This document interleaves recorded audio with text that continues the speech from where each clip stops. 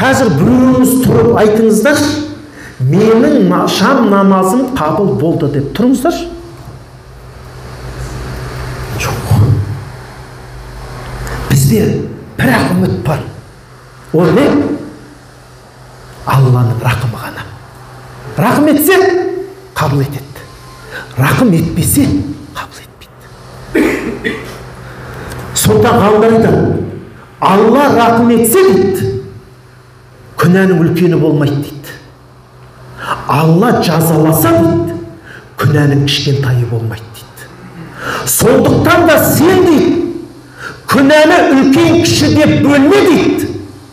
Кімге күнә жасайын деп тұрғаныңды біл дейді.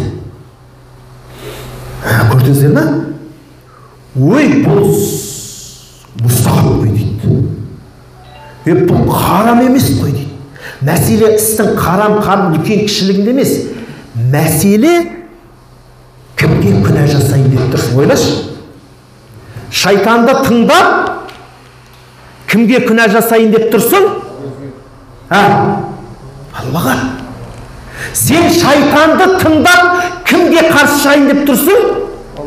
Білесің бе сен не істеп тұрғаныңды? Сен үлкен күнәні үлкен кіші деп бөлме дейді. Сен кімге қарсы шығайын деп тұрғаныңды біл дейді. Әне көрдіңіздер ме? Біздің қателігіміз сол, бізге ашық дұшпан болған ібілісті тыңдаймыз да, бізге мейірімді, рақымды болған Құдайға қарсы шығамыз.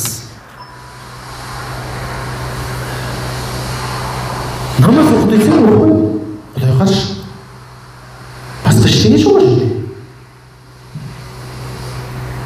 Құдайдан ештеңесі кетпейді.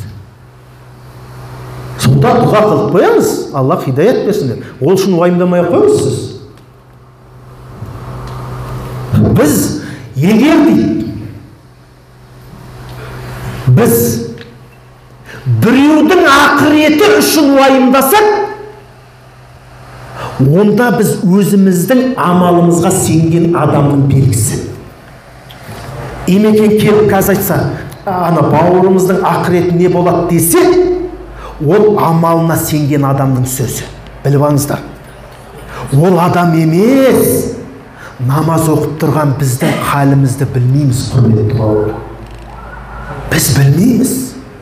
Сен намазға сенбе, сен Аллаға сен. Сен берген зекетіңе сенбе, сен Аллаға сен. Сен намазға, ораза, зекетке сенген күні, сен не дейсің? Намаз оқымай жүрген, мына адам тозақта сорлайды, вай. Онда нең бар сен? Қолдарыңызды көтеріңіздерші, менікі шешілген деп. Ешкімнің дұқы жетпейді.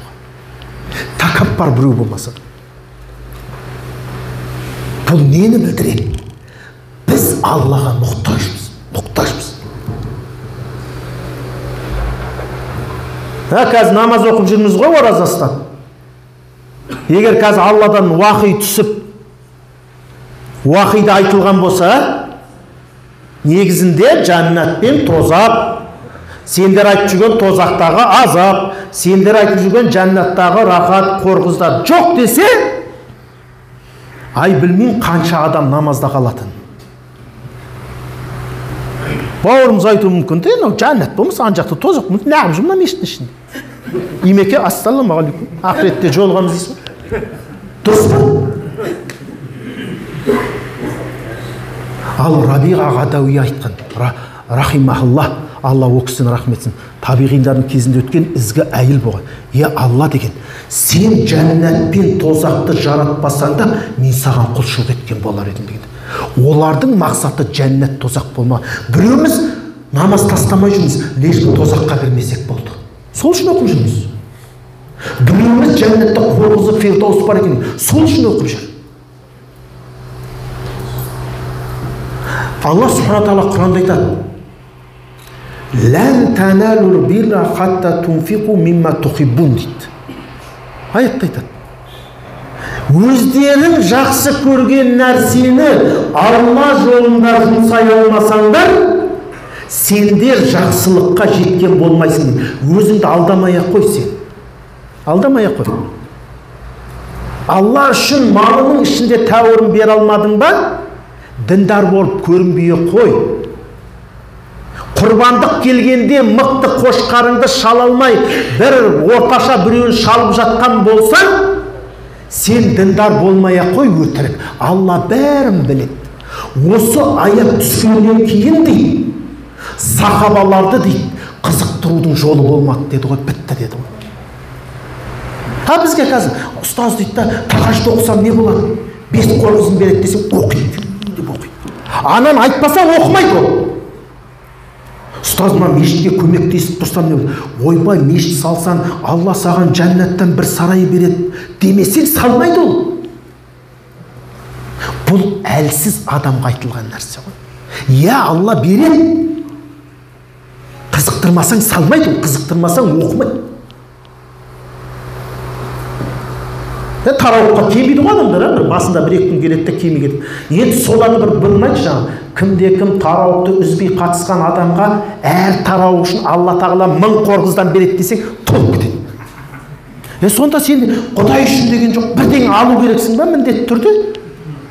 Сондықтан жаңағы сендер жақсы көрген нәрселерді Алла жолына жұмсамайынша, сендер жақсылыққа жетпейсіңдер деген кезде дейді, сахабаларды қызықтыру қажет болмады дейді, болды. Талха радиаллаху анху өзінің атақты бағын бере салған. Мынау Алланыкі деген болды. Оған не сый беріліп сұрамаған олар. Бізде жамағатты жаңағы ана бір артынан бір қызықтырмасаң, жаңағы қатя бір қорғызын қоспасаң, істемейміз ғой. Сонан тұратамыз, бейті көмектескісі келеді, ана мешітке айтады, имек айтады, мына мешітімізді бір оразаң алдында бір мынау жай намазын бір ауыстырып жесек тозып қапты деп үндемейді, ешкім үндемейді. Бәрі отырады. Ал енді пайғамбарымыз саллаллаху алейхи уассалам немесе бір сахабалардың сөзін айтып, кімде-кім мешіттің кілемін ауыстырып берсе, оған жәннаттан бір сарай салынады десе, болды, берем, қажеке берем дейді. Каспиді жіберіңіз дейді. Сол күтіп отырамыз. Сондықтан сахабалар жәннатпен сүйіншіленген. Көзі түрісінде сен жәннатсың дегенде, ол қал өзгермеген олардың. Мақсаты олар емес еді олар. Олардың мақсаты Алланың разылығы еді. Міне. Сондықтан ғалымдар айтады, қарапайым мұсылманның тәубасы күнәға болады дейді. Ол анау кеп бүгін тәуба қылады біреу. Боқтап қойған үшін біреуді ғайбаттап қойған үшін, біреуді алдап қойған үшін, сол үшін тәуба жасайды. Ал Құдайды таныған адамның тәубасы дейді, Алланы еске алмаған үшін болады дейді. Қазір ол кісілер менің орнымда отырып 1 сағат айтады, уағыз айтады, 1 сағаттан кейін сол аралықта Алла сені зікір ете алмадым деп олар тәуба қылатын болған.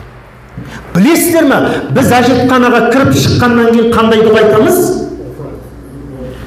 Ғуфранака я рахман, Алла мені кешір деп жатыр. Сонда кейбір ғалымдарымыз айтады, сен әжетханаға кіріп шығып неге кешірім сұрап жатсың дейді. Сол әжетханада бөгелген уақытта, Алла, мен сені еске ала алмадым, сол үшін мені кеш деген сөздің мағынасы дейді. Міне бұл Құдайды таныған адамның тәубасы Алланы еске алмаған үшін болады. Біз ше ол біреуді ренжітпесек әулие болып жүреміз ғой, тәуба жоқ. Біреулерді ойлай бастаймыз. Ана көрші бар ғой, жаман болады ол. Не жаман болады?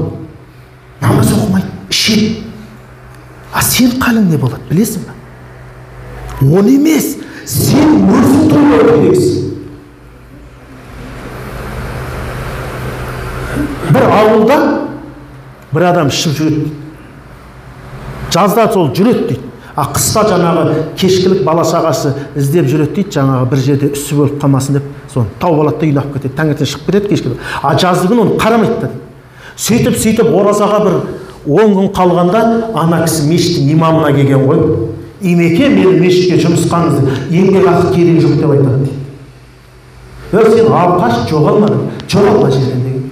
Анау ертеңдеп Имеке мен бәрін қоям, тек мені жұмысқаңыз, бірақ маған ешқандай ақы керек жоқ деп. Енді анау қоям деп тұрғаннан кейін Имекең жұмыс қалған. Енді жұмыс қалғанда кел дегенде енді бір. Ол мешіт деген бір организация емес қой, көп ақша береді. Ойлап қалмаңыздар да сіздер. Ертең жұмыс сұрап келіп тұрғызбаңыздар. Имеке жұмыс берші маған.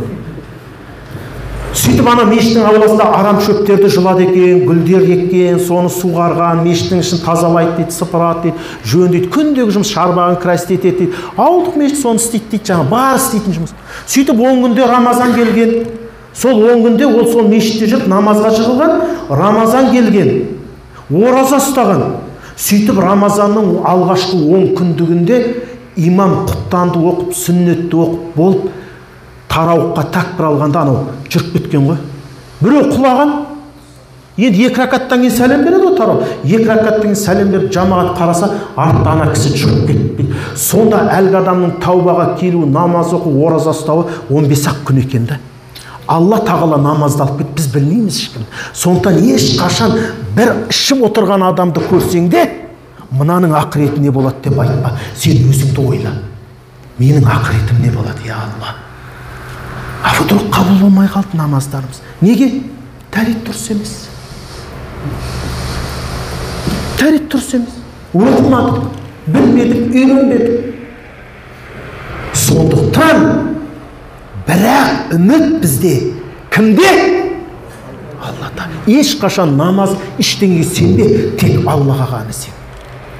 Алла қабыл етсе, ол өзі білет не беретін, біз есептеп айта алмаймыз. Ол айтады ғой, бәлен қорғыз, түген қорғыз, ол жай мысал. Оның сыйын бәлкім бір адамға бір ракат намаз жетеді. Біз білмейміз оның сыйын. Қазір ішіп жүрген адам тауба қылдым деп дәретін алып келіп, мына жерде Аллах акбар деп жүріп кетсе, біздің 20-30 жылғы намаздан артық сауап беру әбден мүмкін. Алла мейірімді. Атеист болып тұрған бір адам келіп, ашхаду алла илаха илlalloh ва ашхаду анна Мұхаммад расул, Аллаху акбар, өліп кетті ме? Біз жете алмай қалуымыз мүмкін. Сондықтан анау жаңағы намаз құлшылығыңа сенбе. Ал құлшылығыңа сенгеннің белгісі дейді. Ибн Атаилла Сакандари рахимахулла не дейді? Басыңа қиыншылық келгенде дейді,